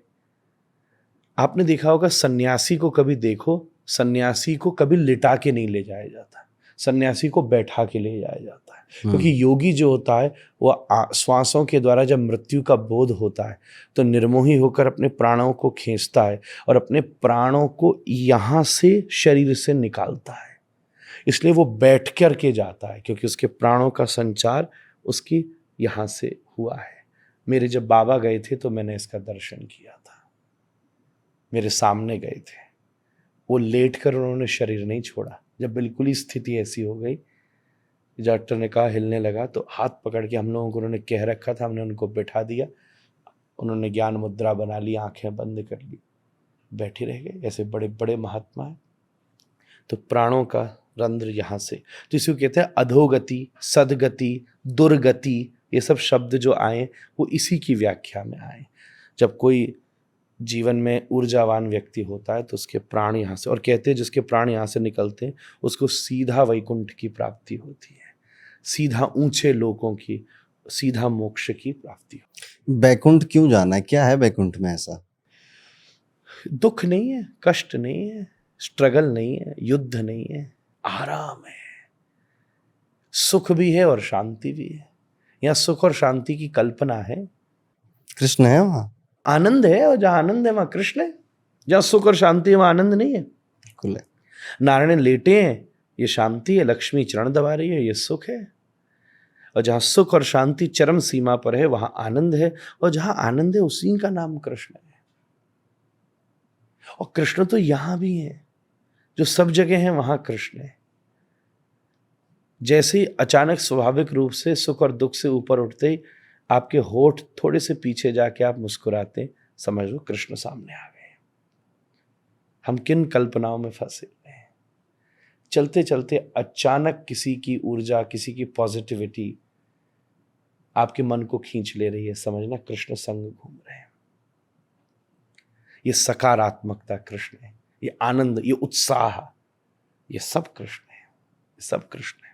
आपने वो प्राण वाली बात करी ना, तो ऐसे हिंदी हिंदी का एक शब्द है निधन, इनका निधन हो गया, यानी कि शरीर का जो धन है वो प्राण है या आत्मा जिसे हम कहते हैं, वो अब चली गई है, तो कहते हैं निधन हो गया। तो एक शब्द से कितनी बड़ी मीनिंग छुपी हुई है। महाराज जी, आपने जैसे छोटी छोटी बातें कही हैं कि माता पिता के पैर छू लेना, जब हम ज्योतिष करते हैं ना, एस्ट्रोलॉजी करते हैं, तो लोग बड़े वो हैं, पागल हैं, उपाय बताओ उपाय बताओ, ये समस्या है उसका उपाय बताओ। अब ज्योतिष में 9 ग्रहों के उपाय अगर आप सुनोगे तो यही सब उपाय। हाँ, पिता को सेवा करो, पिता के पैर दबाओ, सूर्य ठीक हो जाएगा। माता की आज्ञा मानो, माता की चरण दबाओ, हर तरह से माता का सम्मान करो, चंद्रमा ठीक हो जाएगा। भाई बंधु दोस्त यार, इनका सम्मान करो, इनके साथ कपट मत करो, मंगल ठीक हो जाएगा। बहन का बेटी का इनका आदर करो, सम्मान करो, जितना हो सके आपका आपका बुद्ध ठीक हो जाएगा। हर एक, जैसे राहु तक को कहा गया कि वो ससुराल का सम्मान करो, ससुराल से जो मिले प्रसाद की तरह ग्रहण कर लो, किसी चीज की मांग मत रखो, आपका राहु ठीक हो जाएगा। केतु है कि आप जो पंडित जी हैं, जो संत महात्मा हैं, इनका सम्मान करिए, इनको किसी तरह से अवहेलना मत करिए। गुरु तो गुरु है, आप अपने टीचर्स का, मेंटर का सम्मान करिए, गुरु ठीक हो जाएगा आपका। शुक्र है, आप अपने जो जिससे विवाह किया आपने, जिससे आपने प्रेम किया, उसका सम्मान करिए, उसकी बात ठीक करिए, आपका शुक्र ठीक हो जाएगा। शनि है, आपके पिता के जो भाई बंधु हैं, चाचा हैं, ताऊ हैं, आप इनकी बातें सुने, इनका सम्मान करें, वो ठीक हो जाएगा। हर एक ग्रह को रिश्तों से जोड़ा गया है। बिल्कुल सही कह रहे हैं। और ये ज्योतिष भी के जीवन जीने की कला बताता है। अगर इंसान यही कर ले, जैसे हमारे ज्योतिष में शुक्र ग्रह, शुक्र को मानते हैं कि लक्ष्मी जी का रूप है एक, और ये शुक्र के पीछे दुनिया भाग रही है, थोड़ा पैसा आ जाए, थोड़ा मोबाइल वोबाइल आ जाए अच्छा महंगा। शुक्र को गाय से जोड़ा गया हाँ, और कहा गया कि गाय की आप सेवा करें तो आपका शुक्र बलवान होगा, आपके पास धन आएगा, समृद्धि आएगी। अब अगर इसको सोचा जाए तो हम जब छोटे थे तब से घरों में बातें चलती थी कि घर की पहली रोटी गाय को जाएगी, तो हम तो कब से उपाय करते चले आए हैं। बिल्कुल सही कह रहे हैं। और मैं आपकी बात में एक चीज़ ये जोड़ूंगा, सम्मान करने का एक अर्थ क्या है। कई बार ऐसा भी होता है ना कि संबंध सेंसिटिव है, मानो नहीं बन रही ससुराल से, नहीं बन रही चाचा से, नहीं बन रही किसी और संबंधी से, सुविधा ही नहीं है कि गैया पास रख सकें। तो मेरा तो ऐसा इसमें एक चीज़ जोड़नी है कि चलो आप संबंध इतना सेंसिटिव हो गया है कि आप बातचीत नहीं कर सकते, बहुत कुछ नहीं कर सकते, तो कम से कम उनके दुर्गुणों को भुला के उनके अच्छे गुणों का स्मरण कर लीजिए कि वो कितने अच्छे हैं। ठीक है, बात मत कीजिए उनका अपना दोष है, उनके गुणों का विचार कर लीजिए। ये बहुत बड़ा सम्मान है, बहुत बड़ा सम्मान है। राम ने रावण से द्वेष नहीं किया। आप द्वेष मत कीजिए, युद्ध किया। द्वेष करना और युद्ध करना, अरुण भैया, दो बड़ी चीजें। हम आज के समय युद्ध नहीं कर सकते, द्वेष पालते रहते। युद्ध करने की औकात ही नहीं, युद्ध कहां से करोगे? युद्ध हम अपने कर्मचारी से नहीं कर सकते। युद्ध तो करने की तो औकात ही नहीं रही आदमी के पास। द्वेष करते करते मन सड़ाते रहते। मन को खुश रख के सब संबंधों को कर लीजिए। आपने जबरदस्त बात कही है। यही बेस्ट अप्रोच है। इसके भीतर कोई मिथ जैसा नहीं लगता। आज का युवा भी इन चीज़ों से जुड़ सकता है। और आज स्ट्रेस, डिप्रेशन, इन कारणों में जो फंस रहा है क्योंकि उसने रिलेशनशिप को महत्व देना बंद कर दिया। छोटी छोटी चीज़ें उसको इम्पैक्ट दे रही हैं। आपने जो बात की बिल्कुल सहमत है कि आप घर में माता पिता, इन सब चीज़ों से जोड़िए। आज का युवा कितना आगे तक चला जाएगा, ऊंचाई तक चला जाएगा। बिल्कुल सही बात है। राम जी रिलेशन को मेंटेन करने में लगे रहते हैं।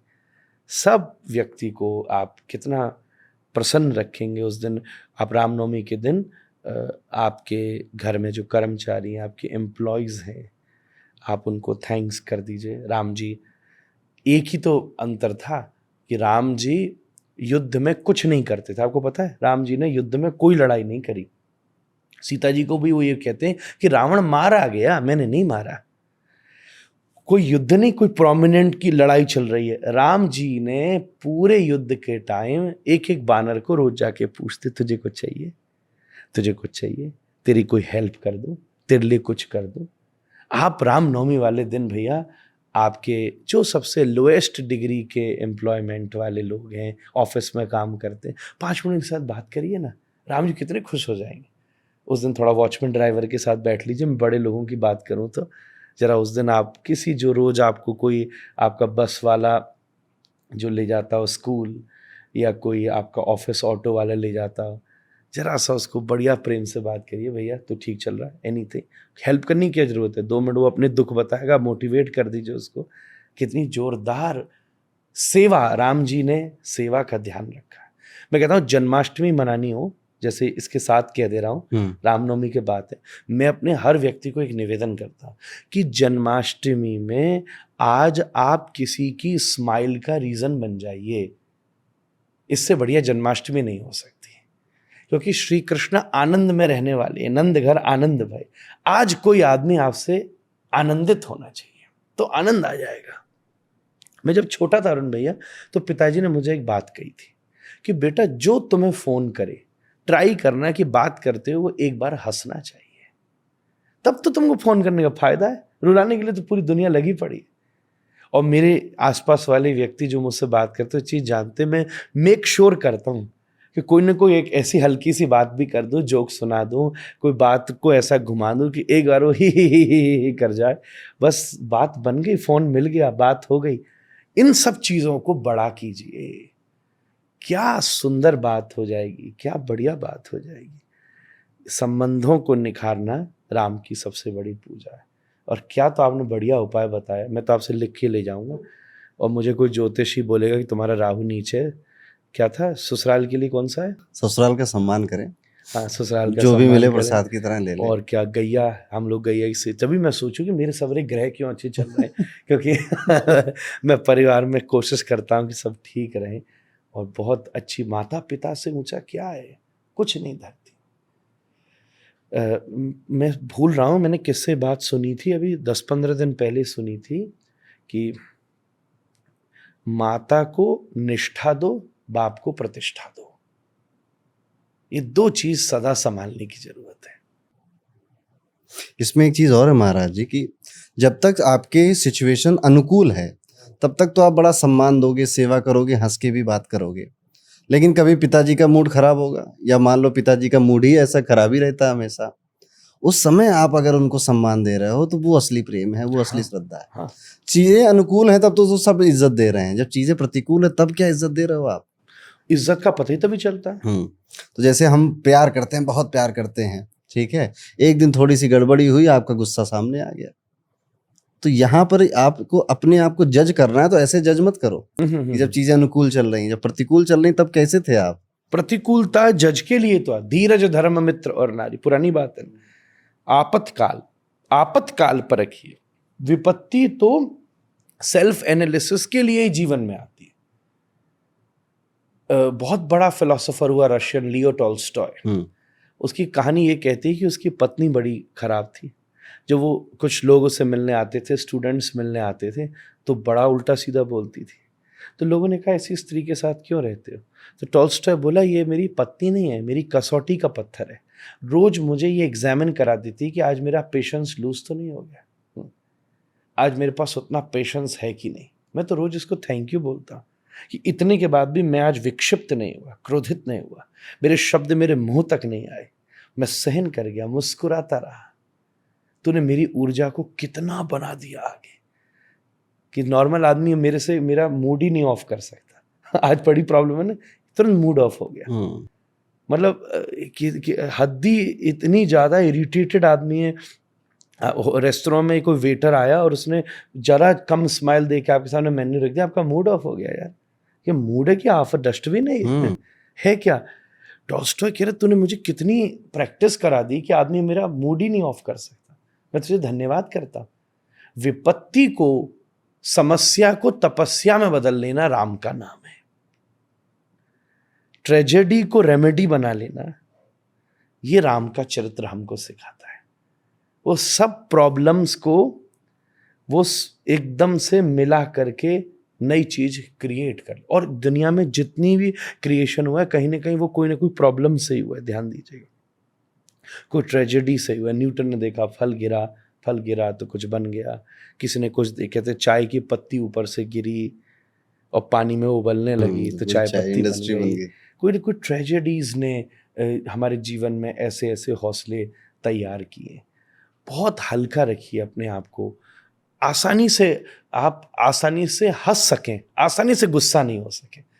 उस दिन आप मानिएगा कि आज आप राम के पथ पर चल रहे। मैं ये नहीं कह रहा गुस्सा ही मत हो, पर आपको गुस्सा करना इतना आसान नहीं हो, आपको कामुक करना इतना आसान नहीं हो, आपको अविवेकी बनाना इतना आसान नहीं हो, आपको लोभी बनाना इतना आसान नहीं हो। ऐसा नहीं है कि हमको भगवान ही होगा कि हमें दोषी नहीं, मेरे में भी होंगे।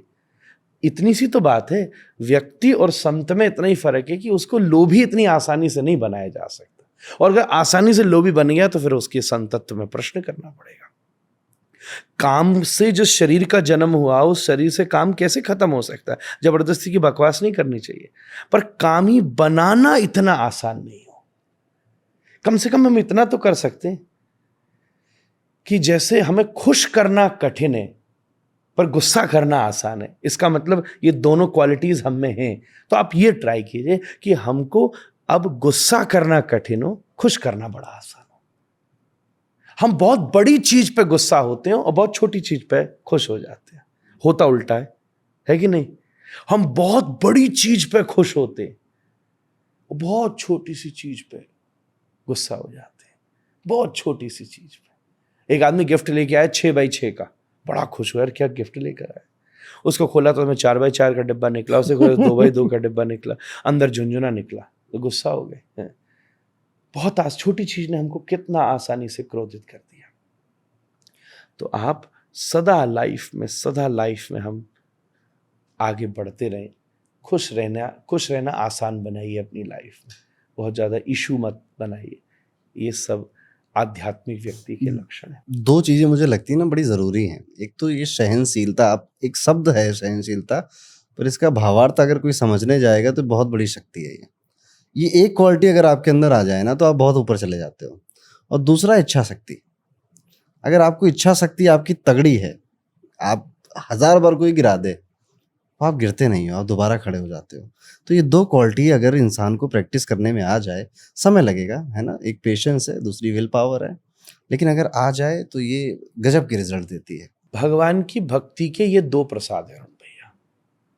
जो प्रभु पर भरोसा करता है वो ये दोनों चीज आराम से पा लेता है, बड़े आराम से पा लेता है। कहीं ना कहीं जब हमारी श्रद्धा टिक जाती है तो निश्चित रूप से भरोसा भी बन जाता है। हम उसकी विल पावर पे करते नहीं कि नहीं भगवान मेरे साथ होगा, मुझसे करा लेंगे। अब यही श्री राम जी को सोचो, कल राजा बनने वाले हैं, कल राज अभिषेक होने वाला है। आज न्यूज़ मिल रही कि भैया 14 साल के लिए जाना है वनवास में। अब ये सहनशीलता नहीं होगी तो आज के ज़माने में कोई करके देखे, मंत्री जी की शपथ होने वाली है और मंत्री जी से बोल दो कि नहीं मंत्री जी अब आपका नहीं होगा, मूड खराब हो जाए मंत्री जी लड़ पड़ेंगे, मंच पर चिट्ठी देने लग जाए। आंदोलन होगा, अनशन होगा, सब कुछ होगा। तो ये राम जी की सहनशीलता है यहाँ पे कि हंसते हंसते सह लिया। अगर नहीं सहते तो ऐसे तो दुनिया भर के राजा थे, वो भी एक राजा बने रह जाते, इनके नाम कोई नहीं जानता। पुरानी कविता की लाइनें ना, वो पथ क्या पथिक कुशलता क्या, जिस पर बिखरे शूल न हो, नाविक की धैर्य परीक्षा क्या, यदि धाराएं प्रतिकूल न हो। ये चीजें, धाराओं को प्रतिकूलता ही नाविक की धैर्य की परीक्षाएं लेकर के आती। ऑलवेज ये सब चीजें बेटर रिजल्ट हमें देती हैं। कस्टम, आराम से काम हो। एक चीज ये बताइए, मशीन से बनी चीज सस्ती होती है, हाथ से बनी चीज महंगी होती है कि नहीं होती? हैंडीक्राफ्ट उसकी कीमत दूसरी है, इसीलिए है क्योंकि उसमें धैर्य लगा है। हैंडीक्राफ्ट करने के लिए पेशेंस चाहिए, विल पावर चाहिए, कंटिन्यूटी चाहिए। इसके बिना वो निर्माण संभव नहीं है। धैर्य व्यक्ति को कीमती बनाता है, धैर्य व्यक्ति को बहुत ज़्यादा महत्व देता है। और मैं एक बात कहूँगा, धैर्य और विल, यही सब का नाम मनुष्य है, इसी का नाम मानव है, इसी का नाम ह्यूमन है। ये नहीं है तो आप दो पैर में, पता नहीं आप ह्यूमन हैं भी कि नहीं, ये हमें विचार करने की बात है।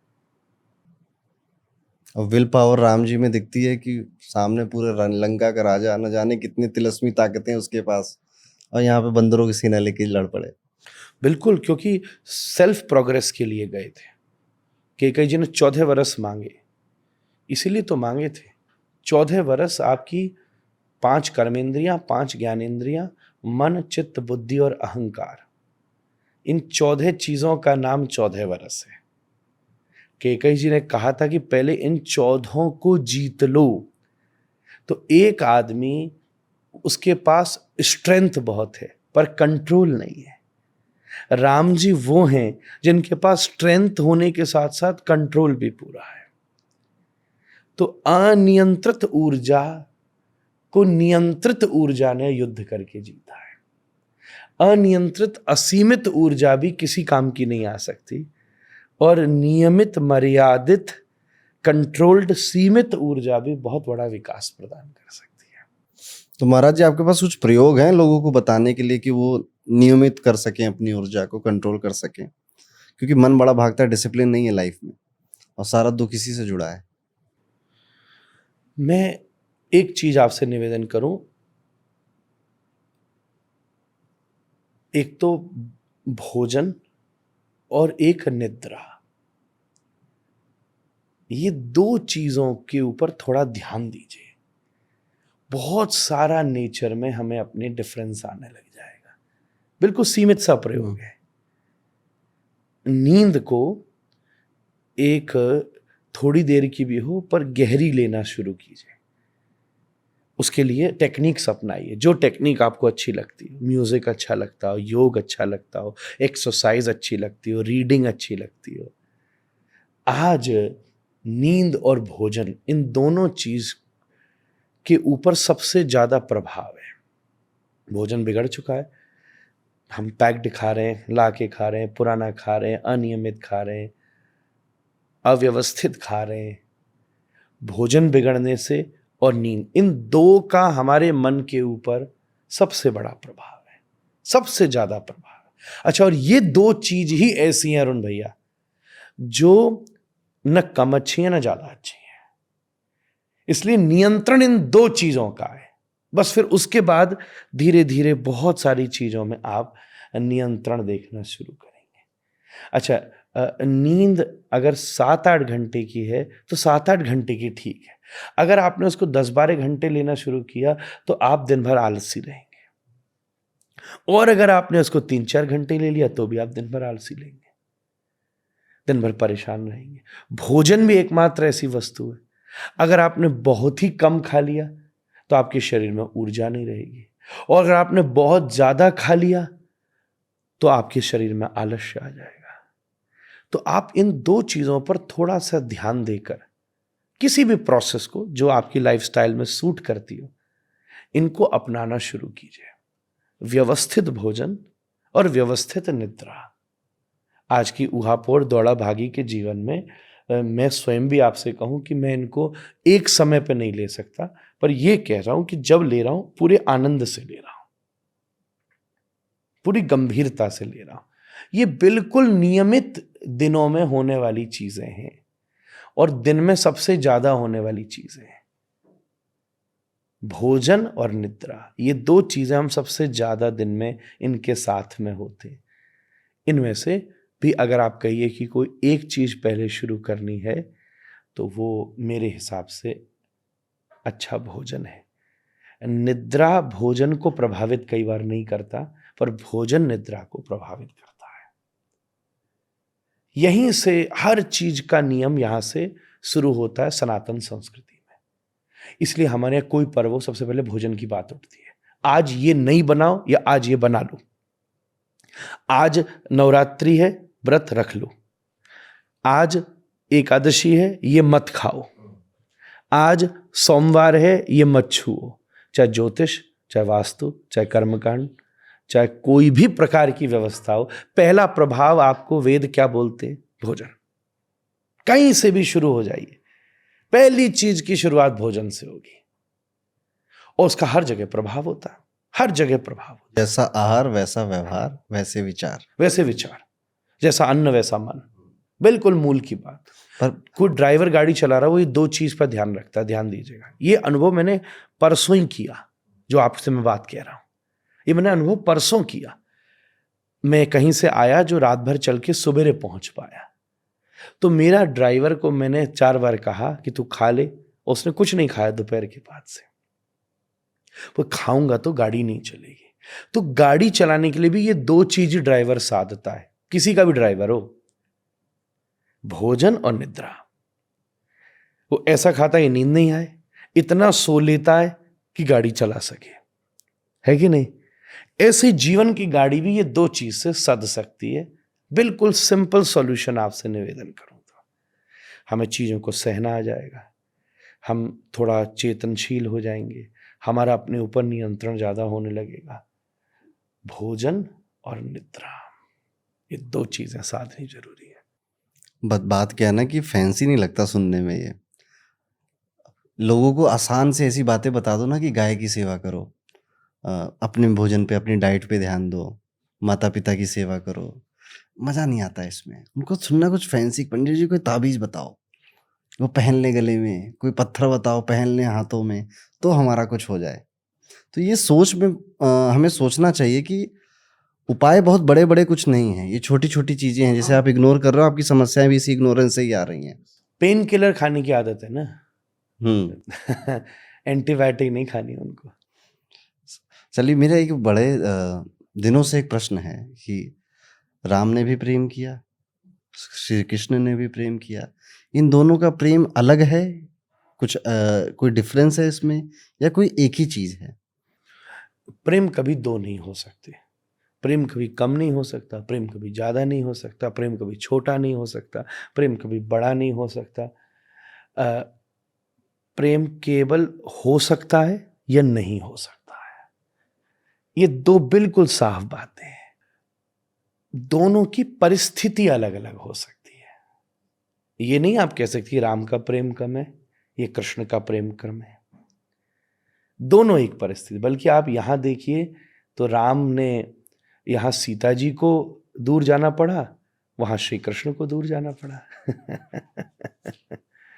दोनों की अलग अलग स्थिति थी। वहां सीता जी गई छोड़कर और यहां श्री कृष्ण गए छोड़कर। दोनों अलग अलग परिस्थितियां अलग हो सकती हैं, प्रेम कभी अलग अलग नहीं हो सकता। और बड़ी से बड़ी परिस्थिति को पचाने की ताकत प्रेम दे सकता है। प्रेम था इसलिए राम जैसी परिस्थिति भी राम का प्रेम, सीता का प्रेम पचा सका। प्रेम था इसलिए बड़ी से बड़ी परिस्थिति में भी राधा और कृष्ण का प्रेम एक दूसरे को आपस में पचा सका। परिस्थिति अलग हो सकती है, प्रेम नहीं अलग हो सकता। प्रेम और विवाह में क्या फर्क है? विवाह एक नैतिक, सामाजिक, धार्मिक संदर्भ है, प्रेम एक आत्मिक संदर्भ है। प्रेम आत्मा से होता है, प्रेम का शरीर से कोई संबंध नहीं है। विवाह एक शारीरिक भी है, वंश वृद्धि भी है, कुल वृद्धि भी है, सामाजिक वृद्धि भी है, धर्म अर्थ काम मोक्ष की प्राप्ति के लिए दो लोगों का मिल करके ऊर्जावान बनना भी है, साथ रह लेना भी है। ये अच्छी चीजें हैं। ऐसा समझिए, विवाह एक संबंध है, प्रेम एक भावना है। प्रेम की भावना हर संबंध में अप्लाई होती है। भाई भाई एक संबंध है, उसमें प्रेम की भावना मिलाइए। इसको और इजी करूं तो प्रेम चीनी को कहते हैं। चीनी दूध में भी मिलती है, चीनी चाय में भी मिलती है, चीनी शिकंजी में भी मिलती है, चीनी शरबत में भी मिलती है, चीनी आइसक्रीम में भी मिलती है। ऐसे ही प्रेम की चीनी हर संबंधों में मिला दीजिए तो वो मीठा हो जाएगा। विवाह एक संबंध का नाम है, बहुत अच्छा संबंध। आप दो जन आपस में मिल जाते हैं तो विवाह हो जाता है। दो मित्र हैं, प्रेम नहीं है तो मामला बिगड़ जाएगा। दो कर्मचारी हैं, प्रेम नहीं है, मामला बिगड़ जाएगा। तो प्रेम तो चीनी की तरह, उसे घोल लीजिए। वो संबंध को अगर मीठा बनाना चाहते हैं तो प्रेम की चीनी को घोल लीजिए। आजकल शुगर बढ़ रही है इसलिए लोग ज्यादा फीका पी रहे हैं। मेरे मन में एक सवाल आता है कि राम जी के 3 भाई, लक्ष्मण, भरत और शत्रुघ्न। हमें लक्ष्मण जी का प्रसंग मिलता है, भरत का भी प्रसंग मिलता है, शत्रुघ्न का बहुत कम प्रसंग मिलता है। ऐसा क्यों? शत्रुघ्न को मौन पात्र कहा है, और ऐसा नहीं है, रामचरितमानस में उनको ज्यादा स्पर्श नहीं किया गया है, क्योंकि ऐसा नहीं है कि उन्होंने कुछ किया नहीं है, पर वो इतना महान चरित्र है कि उसके ऊपर थोड़े से कहने में न्याय नहीं हो सकता। ऐसा मेरे बड़े गुरुजी कहते थे। इसलिए कभी कभी ऐसा विषय होता है ना कि भैया इसको कम ही छेड़ लो, ज़्यादा छेड़ोगे तो राम की कथा ही कहीं डाइवर्ट न हो जाए शत्रुघ्न की कथा पर, क्योंकि वो इतना महान चरित्र है, सबसे छोटा पात्र है, मौन पात्र है। दूसरी बात है, अगर हम वाल्मीकि रामायण की बात करें तो उसमें बहुत चरित्र शत्रुघ्न के प्रतीत होते हैं, प्राप्त होते हैं, जिसमें खास जब जानकी जी वाल्मीकि आश्रम में हैं उस समय स्वयं शत्रुघ्न भैया गए हैं और उन्होंने कुश और लव को पहली बार गोदी में लिया है, पहली बार उन्होंने धारण किया है। मथुरा के ऊपर लवणासुर नाम का एक राक्षस था, उसका शत्रुघ्न जी ने युद्ध करके वध किया है। इस प्रकार के प्रसंग वाल्मीकि रामायण में बहुत सारे सूत्रात्मक रूप में प्राप्त होते हैं। ये चार भाई चार पुरुषार्थों के प्रतीक हैं। श्री राम मोक्ष के प्रतीक है, श्री भरत धर्म के प्रतीक है, श्री लक्ष्मण काम के प्रतीक है और श्री शत्रुघ्न अर्थ के प्रतीक हैं। ये चारों अपनी अपनी तरीके से अपने अपने दायित्व का पूर्ण रूप से निर्वाह करते रहते। थोड़ा समझाइए वो इसको। जीव दशरथ है जिसकी 10 इंद्रियां हैं, उसकी 3 पत्नी है, एक पत्नी सत्व गुण है, एक रजोगुण है, एक तमोगुण है। ये 3 पत्नियां हैं। इन 3 पत्नी सत्व रज तम के द्वारा 10 इंद्रियों वाले जीव ने 4 पुरुषार्थों को करने का संकल्प किया है, राम, भरत, लक्ष्मण और शत्रुघ्न, जिसमें काम और मोक्ष ये दोनों को भेजा है किसे जीतने के लिए? अहंकार रूपी रावण को, ताटका रूपी अभिमान को, लंकनी रूपी आकर्षण को, मैं कहूँगा बाहर की जो हमारी प्रस्तुति प्रदर्शन ये जो वृत्ति है इसको, इसके साथ साथ सुपर्णखा रूपी काम को। सुपर्णखा काम है, रावण अभिमान है।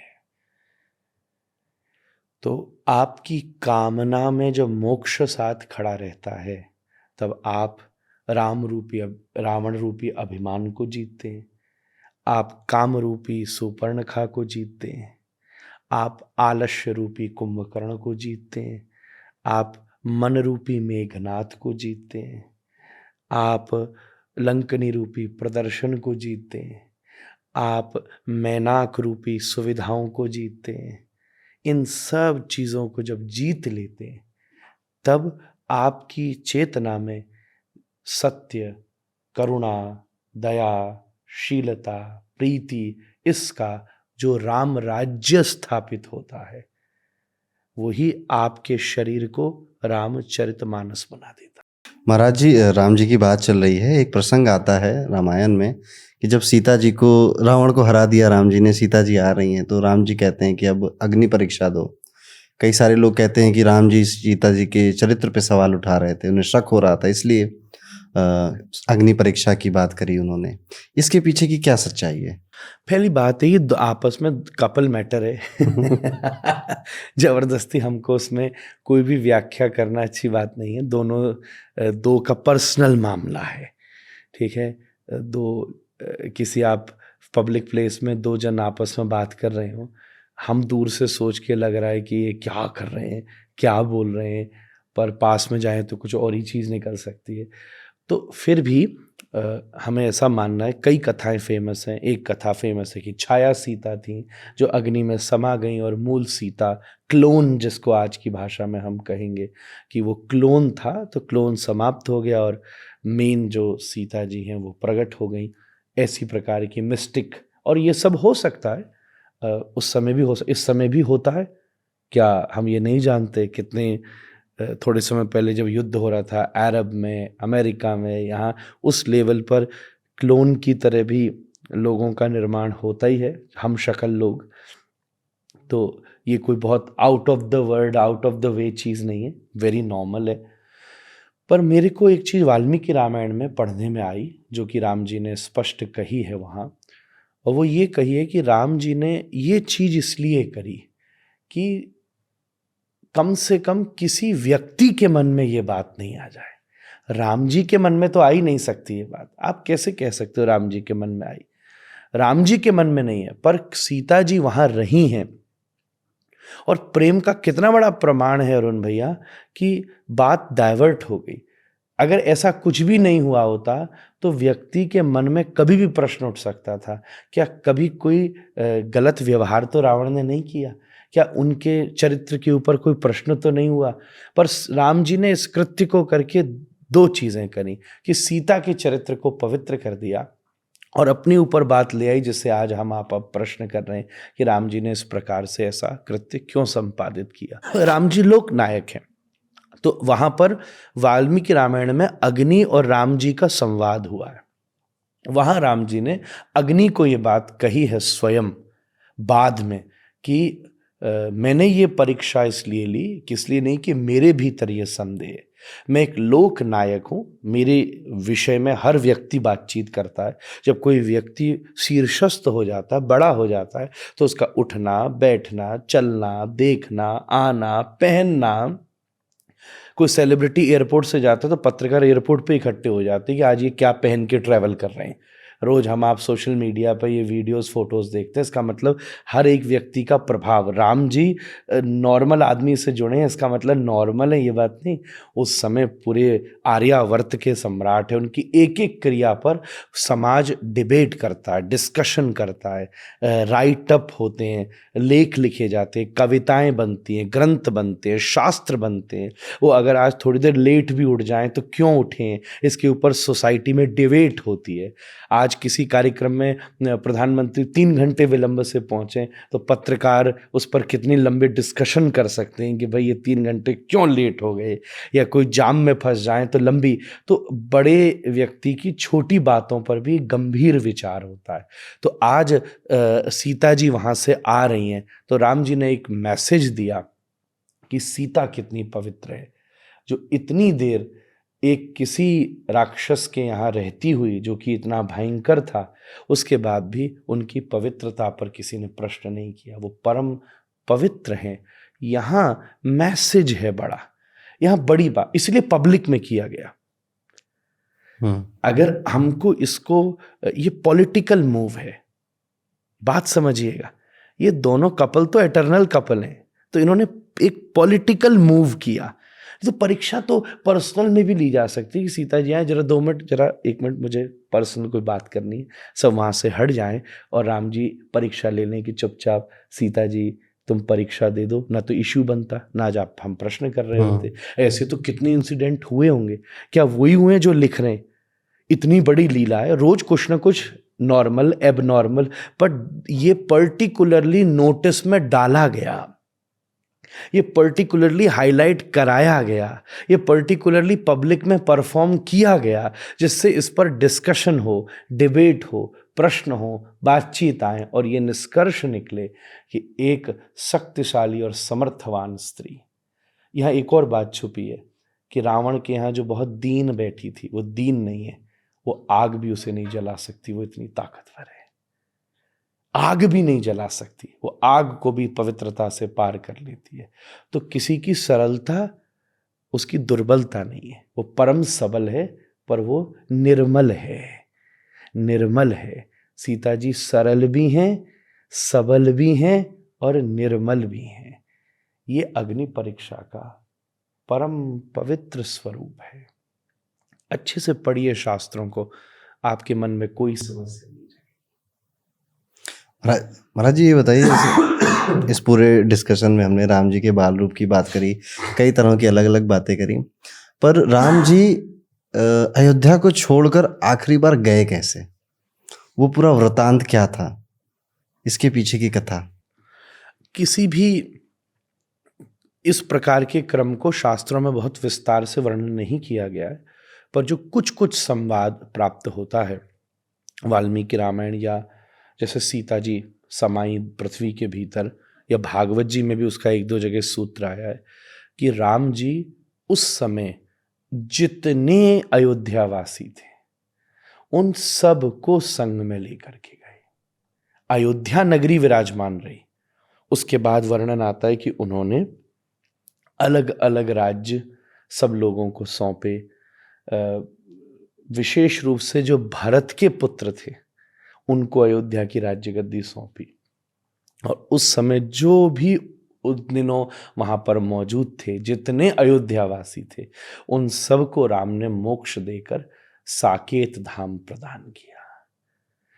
राम कोई मानव नहीं है कि जैसे मानव शरीर छोड़ता है ऐसे वो शरीर छोड़ते हो, परंतु अपनी लीला का संवरण करते हैं। इस प्रकार का अंतर्ध्यान जिसको हम बोलते हैं, राम भी पूरी प्रजा के साथ अब अयोध्या धाम से साकेत धाम में विराजमान हो जाते हैं। ऐसे ही कुछ कुछ विस्तृत विषय प्राप्त होते हैं। सो महाराज जी, आज के पॉडकास्ट में हमने श्री राम के चरित्र की बात करी और हम तो शायद छू भी नहीं पाए उनके चरित्र को और शायद एक जिंदगी में समझ भी नहीं पाएंगे। कोई 3 चीज आप बताना चाहो जो राम जी से सीखने लायक है? सबसे पहली बात, संबंध, रिलेशनशिप्स। राम जी से रिलेशनशिप्स का महत्व सीखा जा सकता है। दूसरी मैं विचार कहूँगा, राम जी से एक चीज़ सीखने में आई है कि जो किसी भी चीज़ का लॉन्ग टर्म रिजल्ट है, राम जी शॉर्ट टर्म में विश्वास नहीं करते। कोई भी चीज़ जो लॉन्ग टर्म रिजल्ट देती है वो बहुत ज़्यादा बेनिफिशियल होती है। तो उसके लिए पेशेंस की ज़रूरत है। आप धैर्य रखेंगे तो फिर विस्तार से आप वापस लौट करके आएंगे। और तीसरी बड़ी महत्वपूर्ण चीज़ जो मुझे समझ में आती है कि आप अच्छे हो, मैं सत्य हूँ, मैं अच्छा हूँ, और मैं उसके लिए कितना भी रूड हो जाऊँ, दूसरे के अस्तित्व का भरोसा नहीं करूँ, दूसरा क्या सोचता है इसको महत्व नहीं दूँ, इससे भी काम नहीं चलता। राम जी जो करते हैं उस पर दोनों चीज का ध्यान रखते हैं कि मैं जो कर रहा हूं वो ठीक से कर रहा हूं, पर जो मैं कर रहा हूं उस पर दूसरा व्यक्ति भी ठीक से सोचे, उसका प्रभाव करे, उसकी सोच में गड़बड़ी ना आए उसकी कृत्य से। इसको भी ध्यान रखते हुए शुरू से लेके बाद तक राम जी हर चीजों को बहुत संभाल के चलते हैं। मेरे पिताजी 3 बातें और कहते थे कि राम जी अत्यंत सरल हैं, राम जी अत्यंत सबल हैं और राम जी अत्यंत सजल हैं। ये तीनों चीज आज के समय मिलना कठिन है। व्यक्ति सबल भी होना चाहिए, इतना सबल कि बड़े बड़े राक्षसों को मार दे, उसके बाद भी इतने सरल कि रावण को मारने के बाद भी विभीषण से पूछ रहे हैं अगर इजी हो तो क्या पुष्पक विमान मुझे छोड़ के आ सकता है। सुग्रीव को भी कह रहे हैं ठीक लगे तो मदद कर देना। बहुत सरल है, बहुत हम्बल है, पावरफुल होते हुए बहुत हम्बल है, और ज़रूरत लगने के बाद उनकी आंखों में बहुत सजलता भी है। दूसरे के कष्ट को तुरंत महसूस कर लेते हैं, किसी को मेरे से तकलीफ नहीं हो जाए इस बात का विचार कर लेते हैं, दूसरे के कष्ट का अनुभव कर लेते हैं और उसके लिए समाधान का प्रयास करते रहते हैं। ये सबलता, सरलता और सजलता, ये तीनों गुण ईश्वरीय गुण हैं। जो व्यक्ति के भीतर आ जाए तो वो ईश्वर के पास अपने आप को अनुभव कर सकता है, ऐसा मुझे प्रतीत होता है। हमने राम जी की कथा सुनी, श्री कृष्ण की कथाएं हम जानते हैं। अगर मैं आपसे प्रश्न करूं कि एक पुरुष को अपनी वाइफ को कैसे रखना चाहिए, तो क्या पॉइंट्स आप इन कथाओं से निकाल के बताएंगे? उसको बस वाइफ नहीं माने और सब माने, उसको मित्र माने, उसको प्रिय माने, उसको सहयोगी माने, उसको अपना कंपेनियन माने, अपना बिलवेड माने, कई बार अपने से बड़ा भी माने, कई बार अपने से छोटा भी माने, मैं कहूँगा कई बार गुरु भी माने, कई बार शिष्य भी माने। केवल वाइफ मानेगा तो नहीं जीवित रह पाएगा। तो हस्बैंड नहीं होगा, हसबंद हो जाएगा। परंतु ये सब मानेगा, आवश्यकता लगने पर प्रत्येक चीज देगा। सबने सीखा है, कई विषयों पर राम जी ने सीता जी को सिखाया भी है, कई चीज़ों पे सीता जी से सीखा भी है, मित्र भी व्यवहार किया है, बड़े की तरह भी, छोटे की तरह भी। वाल्मीकि जी लिखते हैं जब वन में जा रहे हैं तो सीता आगे चल रही है, राम पीछे चल रहे हैं। आगे सीता जी को चला रहे, तुम आगे चलो, मैं पीछे से तुम्हारी रक्षा करते चलूंगा। तो धीरे धीरे धीरे धीरे उस तरफ हम हर चीज जब उसके साथ मान के चलेंगे तो बहुत अच्छी बात है। मुश्किल कहाँ होती है, बहुत सारी जगह पर हम जब ये आशा रखते हैं कि वाइफ उसे कहते हैं जो हमारा सम्मान करे, पर उल्टी चीज है। हम अगर सबसे पहले उसका सम्मान शुरू करेंगे तो अपने आप रेसिप्रोकेशन होता है, फिर अपने आप आपको सम्मान की प्राप्ति होगी। तो आप रिस्पेक्ट करने में जिसको न चूकें, आप पति पने के अभिमान से निवृत्त होकर उसे अपने साथ रखिए। मुझे लगता है कि आपको स्वर्ग देखने के लिए मरने की जरूरत नहीं है। क्या बात। पंडित जी, इसी बात के साथ हम आज की अपनी पॉडकास्ट को विराम देंगे। बहुत बहुत धन्यवाद और पंडित शो में आने के लिए। Thank you. राधे राधे, नमस्कार, जय श्री राम। जय श्री राम।